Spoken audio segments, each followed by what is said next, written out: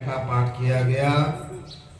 इस अध्याय का नाम है राज विद्या राजगुह्य योग। भगवान कहते हैं जितने भी संसार में विद्याएं हैं उन विद्याओं में जो सर्वश्रेष्ठ विद्या है वो है राजयोग। यानी योग जो है राजा है विद्या। योग विद्या जो है राजाओं का विद्या है, विद्याओं का राजा है और ये गोपनीय भी है। ऊपर रख दो सारे गुह्य। और योग विद्या को गुप्त रखना चाहिए। मैंने किसको अनुभूतियां होती हैं या इसको मंत्र को हर किसी को नहीं बताना होता है और अपने अनुभव भी हर किसी को नहीं बताना होता है। उसी को कहते हैं राजगुह्य, गोपनीय वस्तु है। इसके अनुभव गोपनीय रखने चाहिए। गोपनीयम गोपनीयम गोपनीयम च प्रयत्नता। हठ योग के ग्रंथों में लिखा है कि गोपनीय है ये। तो इसलिए यहाँ भगवान शुरू में ही कहते हैं देखो ये जो है मैं तुझे ज्ञान और विज्ञान के सहित मुक्ति का उपाय बताता हूं जिससे तुम संसार सागर से पार हो जाओगे। ये विद्याओं का राजा है अर्जुन और गोपनीय है, पवित्र है। ये जीव को पवित्र करने वाली विद्या है और उत्तम है, सर्वोत्तम विद्या है।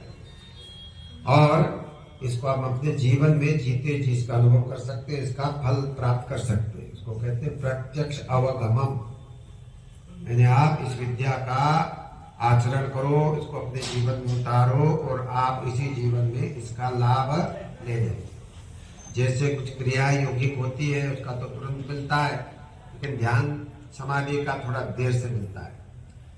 परिणाम सबका मिलता है। अब आपकी गति पर निर्भर है, आप किस गति से करते हो, किस संवेग से करते हो अभ्यास। तीव्र गति से करोगे, ज्यादा समय लगाकर करोगे, तत्परता से करोगे, लगन से करोगे तो जल्दी लक्ष्य की प्राप्ति होती है। धीरे धीरे करोगे तो उसी प्रकार से लाभ होगा। तो ये प्रत्यक्ष इसका अनुभव किया जा सकता है और इसको अपने जीवन में धारण करना चाहिए। धारण करने वस्तु योग विद्या है और करने में भी बहुत सरल है। एक बार सीख ले व्यक्ति तो उसको आजीवन करना पड़ता है। जैसे आप भजन करते हो, जप करते हो तो गुरु से मंत्र एक बार लेते हो, लेकिन आपको करना पड़ता है पूरा जीवन।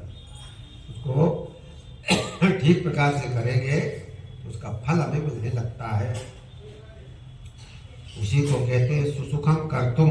करने में बहुत सरल है और अविनाशी है। इसका फल अक्षय है। इसका फल है मोक्ष, ब्रह्म ज्ञान, आत्मज्ञान, परमात्म ज्ञान। ये योग साधना का फल है। भगवान कहते हैं जो अश्रद्धालु लोग हैं, जो मेरी वाणी पर श्रद्धा नहीं करते, गीता की वाणी पर श्रद्धा नहीं करते, ऐसे लोग मुझे प्राप्त नहीं करते हैं और बार बार संसार चक्कर में भटकते रहते हैं। मृत्यु संसार वर्तमनी। ये जो संसार है, संसार के चक्कर में वो पड़े रहते हैं।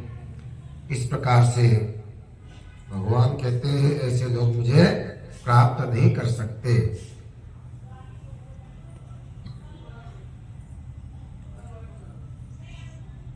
भगवान कहते हैं मैं सराचर सृष्टि का कर्ता धर्ता हूं।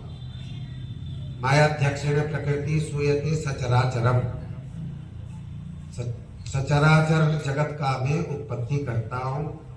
मेरे अध्यक्षता में प्रकृति को साथ लेकर के मैं सारी सृष्टि का सृजन करता हूं और इस प्रकार से ये संसार चक्र चल रहा है।